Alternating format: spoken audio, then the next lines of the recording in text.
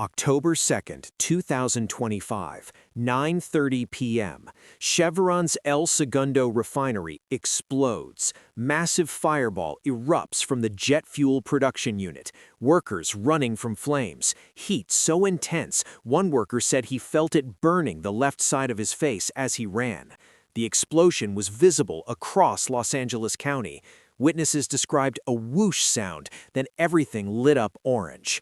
82 days later, December 27, 2025, 4:20 p.m., a mudslide ruptures a 34-inch natural gas pipeline in Castaic.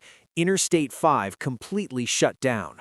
14,900 people ordered to shelter in place. Gas clouds visible 30 miles away. Philip Perry, a Castaic resident, said his house shook like a jet engine was outside. People in Granada Hills, Porter Ranch in Sylmar, more than 30 miles away, reported smelling gas. This is not coincidence. This is California's gas infrastructure literally exploding, and the energy companies saw it coming. That is why they are leaving. Saturday afternoon, December 27, 2025. Heavy rain from atmospheric rivers saturates the hills around Castaic. At 4:20 p.m., a mudslide strikes a 34-inch natural gas transmission pipeline just east of southbound Interstate 5. The pipeline ruptures. 600 psi natural gas releases into the air. Los Angeles County Fire Department Captain Brian Kite said the rupture was possibly caused by the mudslide. Santa Clarita Valley Sheriff deputies confirmed gas was escaping from the line. SoCal gas crews immediately responded to isolate the damaged section. Philip Perry described the moment. The house shook. It sounded like a jet engine right outside. When he looked, he saw clouds of natural gas rising into the air. Other residents across the Santa Clarita Valley reported the same thing. The smell of gas, 10, 20, even 30 miles from the rupture site. California Highway Patrol shut down all lanes of Interstate 5 in both directions, every lane. The Golden State Freeway, California's main north-south artery, completely stopped. 14,900 residents in Castaic and surrounding areas were ordered to shelter in place until 10 p.m. Do not leave your homes. Do not turn on any electronics. No open flames. The highway reopened at 8:45 p.m. after SoCalGas confirmed the gas line was secured. 4.5 hours of total closure during one of the busiest holiday travel weekends of the year. Thousands of travelers stranded, supply trucks halted. The entire economic corridor between Northern and Southern California stopped because one pipeline ruptured. SoCalGas spokeswoman Erica Berardi said the cause of the break has not been determined.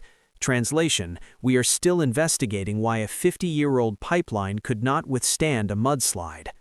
But here is what makes this worse. Castaic was not the first gas disaster in California this quarter, not even close.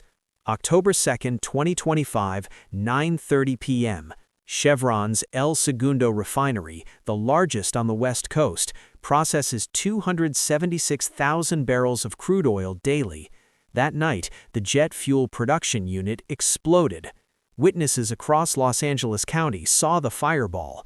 One witness described it this way: felt like an earthquake first, then a whoosh sound, then everything lit up.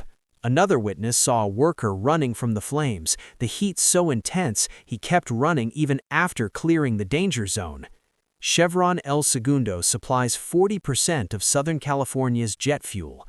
Los Angeles International Airport, one of the busiest airports in the world, depends on this refinery. When that jet fuel unit exploded, it threatened the entire region's aviation fuel supply. Chevron's statement said there were no evacuations and no reported injuries. But the explosion was real, the fireball was real, the jet fuel unit erupted.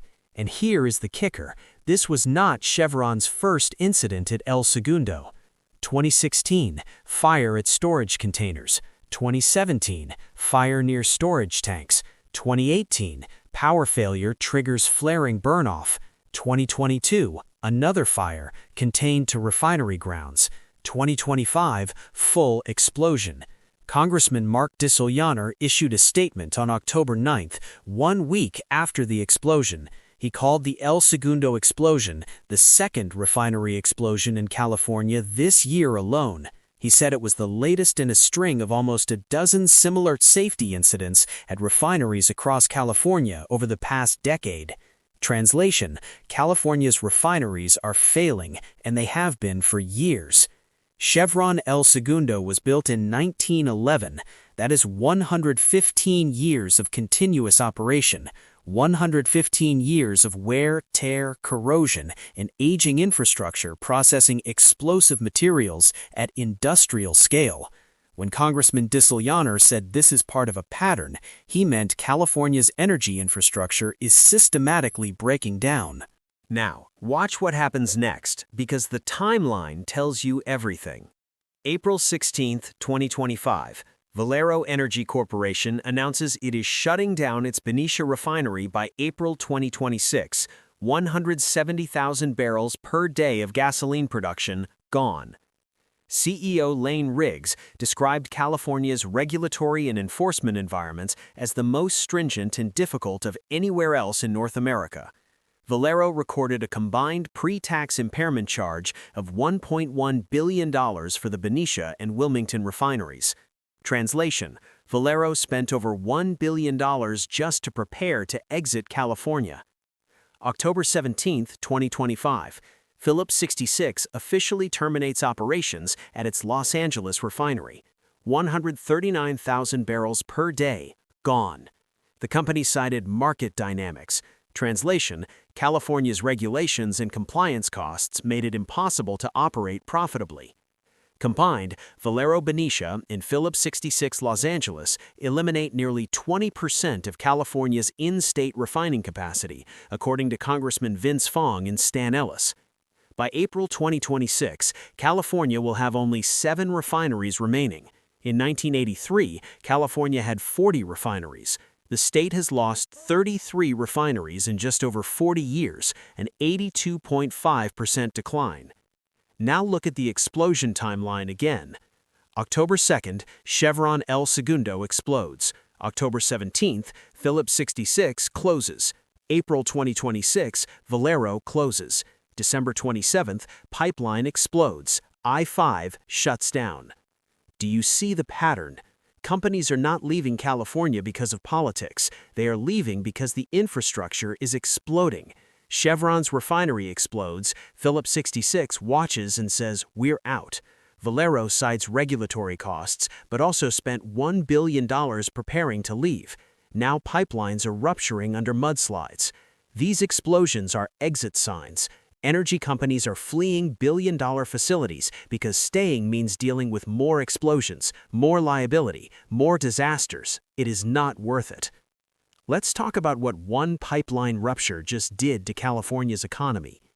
Interstate 5 is the main north-south highway corridor on the West Coast. It runs from the Mexican border through Los Angeles, the Central Valley, Sacramento, all the way to the Canadian border in Washington state. In California alone, I-5 carries over $700 billion in goods annually, according to transportation analysts. Trucks hauling agricultural products from the Central Valley, shipping containers from the Port of Los Angeles heading north. Everything moves on I-5. Saturday, December 27th, 4:20 p.m. One mudslide, one pipeline. Entire corridor shut down for 4.5 hours. Holiday travelers stranded, delivery trucks halted, perishable goods sitting in trailers, supply chains frozen, all because a 50-year-old pipeline could not withstand a mudslide triggered by an atmospheric river. Now think about this. California has hundreds of miles of aging gas pipelines running under roads, highways, and populated areas. The average U.S. gas transmission pipeline is 50 years old, according to the Pipeline and Hazardous Materials Safety Administration. More than 60% of the nation's gas transmission lines are over 40 years old. 70% of pipelines are comprised of steel manufactured before 1980. California's Pacific Coast infrastructure is older than Gulf Coast infrastructure. Some drilling and pipeline infrastructure dates back to the 1960s. Pre-1940 pipes are still in service, according to pipeline safety data. One mudslide shut down I-5 for 4.5 hours. What happens during the next major earthquake? What happens when the next atmospheric river triggers multiple mudslides simultaneously? What happens when aging pipelines rupture under populated areas instead of next to a highway? The infrastructure is not just old, it is vulnerable, and climate events are exposing that vulnerability in real time. California is now facing a triple threat that compounds with every incident. Threat 1, refineries exploding and closing. Chevron El Segundo explodes October 2nd. Phillips 66 Los Angeles closes October 17th. Valero Benicia closes April 2026. Historical precedent, August 6, 2012, Chevron's Richmond refinery exploded, sending 15,000 people to hospitals with respiratory issues. The refinery released a massive toxic cloud over the Bay Area. That was 13 years ago. California learned nothing. Threat 2, pipelines failing. December 27, 2025, Castaic pipeline ruptures. Average pipeline age, 50 years. September 9, 2010, a PG&E gas pipeline exploded in San Bruno, killing 8 people and destroying 38 homes. The pipeline was installed in 1956, never pressure tested, had an improperly welded section. It was 54 years old. Investigators said it was part of a transmission line with unacceptably high failure risk in a densely populated area. Castaic is San Bruno waiting to happen again. The only difference is the mudslide hit a pipeline in a less populated area. Next time, it might not. Threat 3, climate events intensifying. December 23rd through 27th, multiple atmospheric rivers dumped 4 to 8 inches of rain on Southern California. Downtown Los Angeles received 2 to 3 times its December average of 2.48 inches, the wettest Christmas Eve and Christmas Day since 1971. 32 million people under flood watches. Mudslides in Wrightwood buried cars. Highway 138 washed away. Climate scientist Daniel Swain noted that December 2025 is likely the warmest on record across the U.S. West, with ocean temperatures anomalously warm. More atmospheric rivers are coming. More burn scars from wildfires mean no vegetation to hold soil. More mudslides will hit more pipelines. These 3 threats are converging. Refineries exploding reduces capacity. Pipelines rupturing disrupts supply. Climate events trigger infrastructure failures, all happening simultaneously. Each problem makes the others worse. And here is where this becomes a national security issue. California is home to more than 30 military bases. Travis Air Force Base, Edwards Air Force Base, Naval Base San Diego, Camp Pendleton, Naval Air Station Lemoore, Vandenberg Space Force Base. According to Greenlee, the U.S. Department of Defense is the world's largest institutional consumer of petroleum, using an average of 93 million barrels of fuel between 2015 and 2020. Chevron El Segundo supplies 40% of Southern California's jet fuel. When that refinery exploded on October 2nd, it threatened military aviation fuel supplies. Valero's Benicia refinery produces between 600,000 and 1.4 million gallons of jet fuel for Northern California military bases. When Valero closes in April 2026, California could lose 30 to 35% of its jet fuel production capacity, according to petroleum expert Mike Ariza.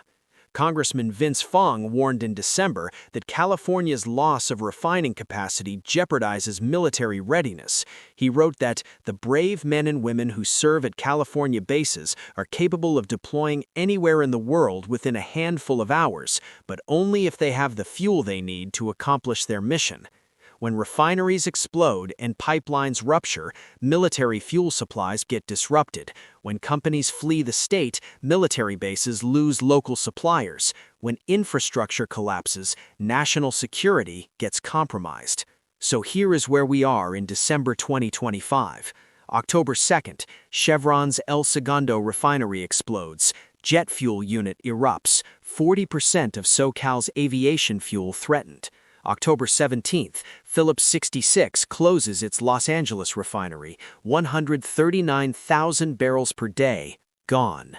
December 27th, mudslide ruptures gas pipeline in Castaic, Interstate 5 completely shut down, 14,900 people sheltered in place. April 2026, Valero closes Benicia refinery, another 170,000 barrels per day, gone. This is not a series of accidents. This is systematic infrastructure failure. The energy companies see it. That is why they are walking away from billion-dollar facilities. Chevron El Segundo watches their refinery explode and keeps operating, but other companies see the pattern. Phillips 66 announces closure 15 days after Chevron's explosion. Valero already planned their exit months earlier, citing compliance costs and regulatory pressure. They'd rather leave than deal with more explosions, more liability, more disasters. And they're right to leave, because more atmospheric rivers are coming, more pipelines are aging, more refineries are at risk. California has gone from 40 refineries in 1983 to 7 after Valero closes. Each remaining refinery becomes more critical. Any disruption now creates statewide crisis. Saturday's pipeline rupture shut down I-5 for 4.5 hours. Next time, it might be a refinery explosion that takes out 10% of the state's capacity. Next time, it might be an earthquake that ruptures multiple pipelines simultaneously. Next time, it might be a fire at a facility that supplies military jet fuel. The pattern is clear. The infrastructure is failing, the companies are fleeing, and California is running out of time. Welcome to California's energy collapse, and this is only the beginning.